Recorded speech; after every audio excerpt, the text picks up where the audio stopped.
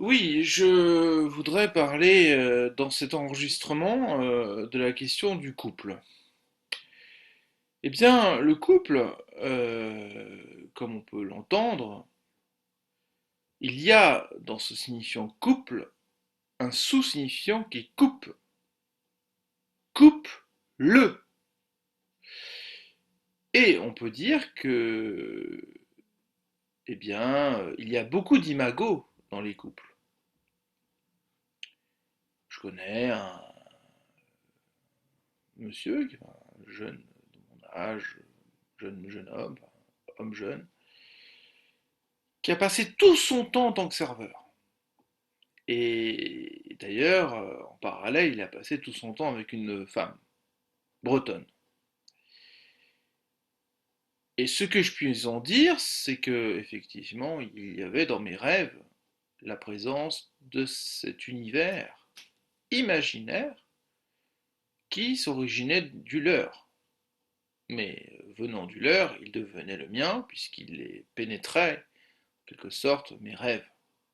Et en constituait l'espace-temps et l'énergie, n'est-ce pas, pour reprendre Einstein, puisque nous pouvons parler d'un espace-temps, une dimension parallèle, selon quoi je n'ose inviter des physiciens à répondre à cela, trouvant cela un peu farfelu tout de même. Mais enfin, cet imago du couple, si présent de nos jours, ce n'est pas n'importe quoi, car il y a dans le couple deux signifiants, couple. Et au fond, il y a une coupe. Il y a une coupe. La coupe, c'est cette découpe. On passe du 1, la fixation du sein maternel, au 2, c'est-à-dire à la défixation du sein maternel, c'est-à-dire qu'il y a un objet narcissique qui vient nous séparer de l'amour, d'une tendresse pour une sensualité. On acquiert une sensualité par le méritocratisme démocratique, on acquiert cette sensualité ainsi, et c'est ainsi que, alors que cela n'interdit absolument pas l'accompagnement de la tendresse d'une mère, ou d'un père d'ailleurs, ou d'un proche. Enfin, toujours est-il que il y a là deux imagos qui se confrontent, l'imago de la tendresse et l'imago de la sensualité. J'allais dire que dans l'imago de la sensualité, il y a une dimension narcissante, si vous me permettez ce néologisme.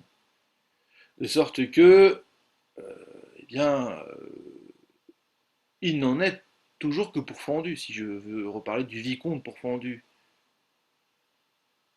de Italo Calvino. C'est-à-dire qu'effectivement, cette scission est la grande menace de ce qui pèse sur, j'allais dire, l'idéal, le fantasme du un fusionnel.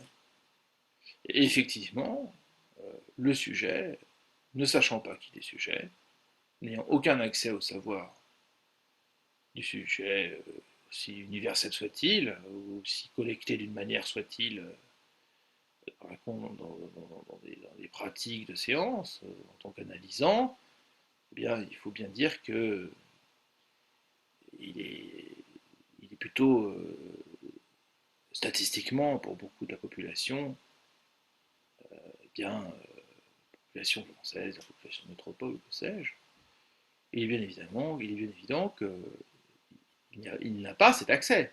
La personne, le soi, n'a pas accès au sujet, qu'il est. Le sujet qui est le fait qu'il y a une coupe, hein, entre le S2 de la sensualité et le S1 de la tendresse. Et à chacun ses imagos. Mais au fond, bah, c'est de l'un à l'autre, c'est toute une question. Le champ du grand autre, cette démultiplication des S2 en S2, suppose, suppose qu'il faille changer de royaume en permanence dès lors qu'il y a une rencontre qui s'autorise dans une meilleure connaissance de l'autre, selon un fil d'Ariane, un fil rouge du désir, évidemment, et de l'amour, ce qui va constituer l'amour, mais pour autant, il est clair que eh bien, le couple de nos jours c'est aussi l'imago, en plus de la rationalité, font la rationalité qui entoure ce couple, le couple consommateur, le couple qui enfante, le couple qui est calculé statistiquement, qui est embouti dans une société économique et sociale, bah, ce couple-là même est aussi, en plus de cette rationalité, un moins de rationalité. C'est-à-dire que l'imaginaire est ce qui défait cette rationalité. On ne sait pas si on s'y perd, mais ce qui est sûr, c'est que lorsque les partenaires s'entremêlent, s'enlacent, si je puis dire, ils peuvent se perdre dans ce qu'ils ne trouvent pas, à savoir que c'est toujours pareil, la même histoire, c'est de leur déterminisme qu'il s'agit de parler, qu'il s'agit de poser sur la table une bonne fois pour toutes. Sinon que cela puisse être compensé, ou du moins, on va dire, plutôt que compensé, qui est un peu mécanique, mais en tout cas, cela va être recouvert par le roman, qui contient lui-même du sens, qui se renvoie au sens sans arrêt. Ça fait beaucoup de livres à lire hein, dans le roman. Oui, il y en a beaucoup, bien sûr. Enfin, il y a tellement de récits qui précèdent la psychanalyse que la psychanalyse, en soi, du poids de son enseignement, n'est qu'un feuillet minuscule. Toute la masse littéraire, tous les mythes, la mythologie, les littératures de l'Apocalypse, ou que sais-je, foisonnent de ce qu'il en est d'une projection de l'homme sur des surfaces. Hein. Et c'est un transfert, finalement. C'est-à-dire la projection d'un amour sur un écran. Et c'est cet écran-là qui, pour qu'il tienne sa place, puisse avoir non seulement une place d'analyste, mais en plus d'une place d'analyste, le comble du comble, c'est qu'il a aussi une place de rien. C'est parce que c'est le rien qui est là, en tant qu'écran, qu'il va y avoir aussi cet appel aussi bien du transfert que de la catharsis. Alors quel est ce rien? Ce rien, c'est un écran. C'est comme un énorme front pascalien qui surgit, qui émane du monde social ou du monde de l'ascèse, du monde du retrait du social, plus exactement, du monde de ceux qui sont en distanciation sociale, c'est-à-dire que, effectivement, pour autant que l'on ait un objet qui fasse écran, cet objet est plat. Il est résolument plat, ou plutôt convexe, mais il n'est pas concave, ça c'est sûr. Alors, en disant qu'il est plat ou qu'il est convexe, c'est forcément un front. Bon, on tourne en rond cette affaire depuis quelques secondes. Et donc, le couple, dans sa pénurie à se courir après, dans sa carence à se courir après, finalement, dresse un imago qui est ce qu'il y a de fantasmatique qui est projeté sur un écran. Sans cet écran, l'imago ne saurait se soutenir et se tenir. Il faut bien qu'il y ait un support à l'image pour qu'il y ait l'image. Vous entendez par là que si la morphopsychologie ou la physiognomonie peut être intéressante, c'est qu'on peut comprendre que il y a sur le front de l'autre, avec un grand A, il y a sur ce front-là, eh bien, une surface vierge. Alors, elle est peut-être convexe, la ponérose épicrânienne peut être très convexe, cela peut représenter quelque chose de dérangeant, même à la vue de l'écoulement fluidique, si je puis me permettre, de la jouissance de tout un chacun à partager un mètre, un repas gargantuesque, mais toujours est-il que, quand même, le transfert, il se fait sur un support. Nous avons nos fronts, qui sont les meilleurs alliés pour être des supports d'écran de cinéma. Seulement, nous sommes la bobine, la seule même, qui est irremplaçable, parce qu'elle est elle-même. Et par là, nous projetons notre cinéma sur le front de l'autre, de la même manière que ça va dans tous les sens, cette affaire. Donc, le couple, il se tient dans la collectivité.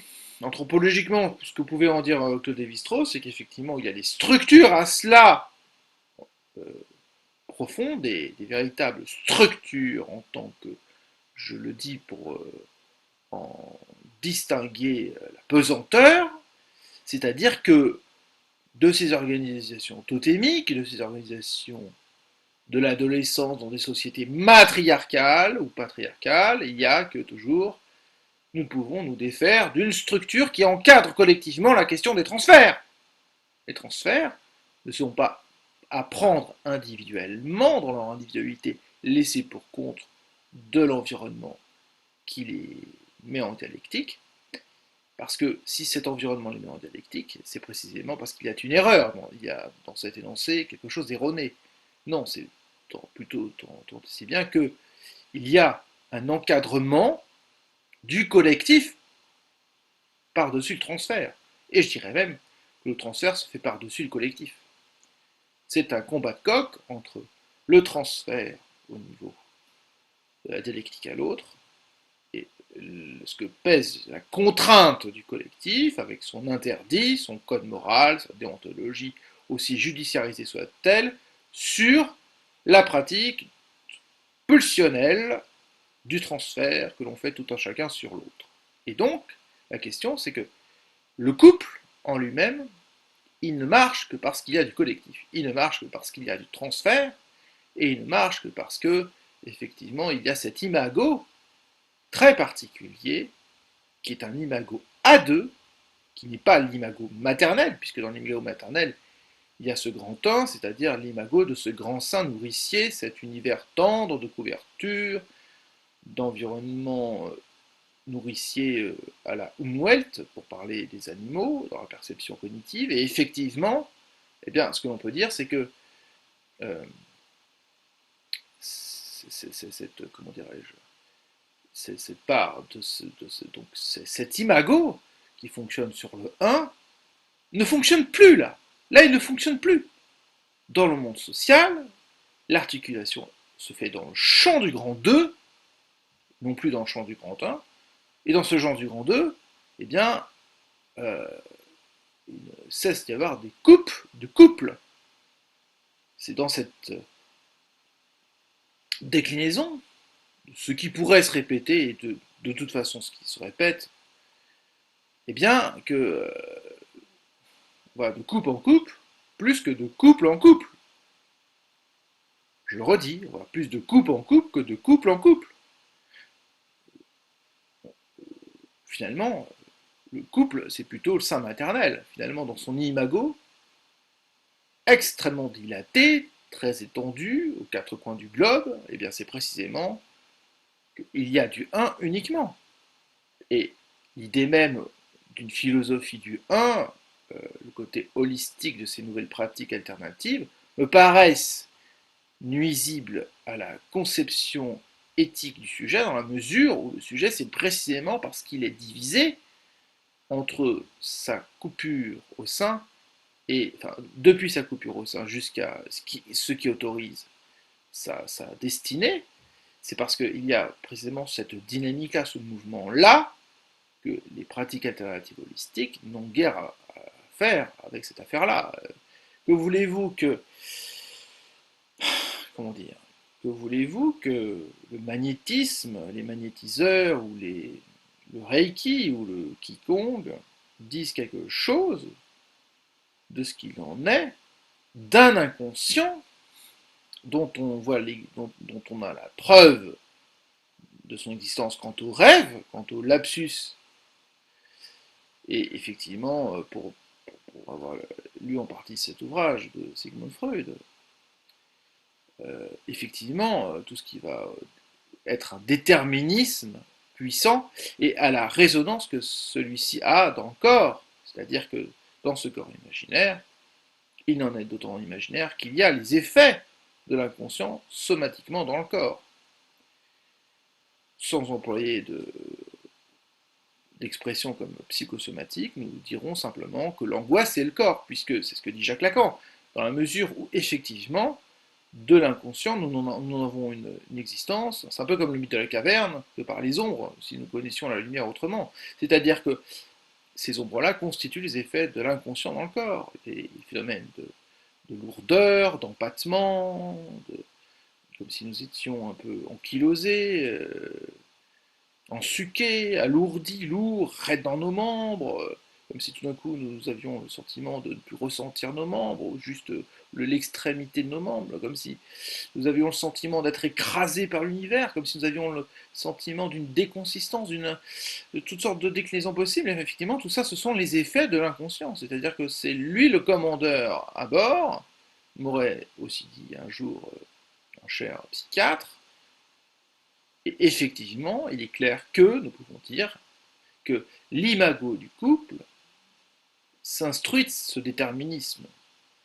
Et donc, en conséquent,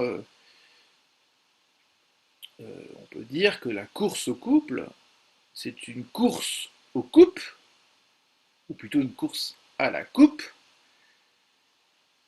tant et si bien que euh, il faut, en regard à cela, préserver l'éthique du sujet, qui est précisément de ne pas être enferré dans un univers carcéral que constitue le ad vitam aeternam du couple, dans la mesure où l'éthique du sujet c'est précisément d'avoir une fenêtre.